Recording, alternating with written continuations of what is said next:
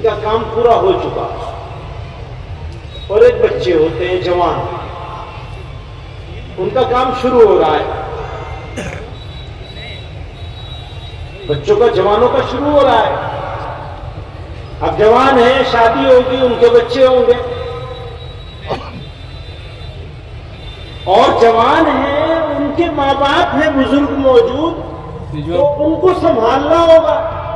दो काम है जवान के पास, बच्चों को पालना, बुजुर्गों को संभालना।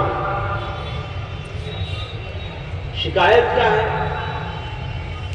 समाज में ये शिकायत हो गई है पैदा कि पहले के बच्चे अपने बुजुर्गों के वजूद को बरकत समझते थे। आज के बच्चे अपने बुजुर्गों को जहमत समझने लगे। कभी रहमत होता था, अभी जहमत बन गया। क्यों हुआ ऐसा? कौन जिम्मेदार है इसका?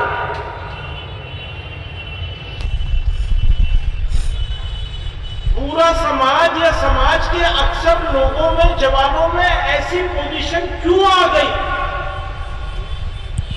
कि रहमत जहमत बन गई?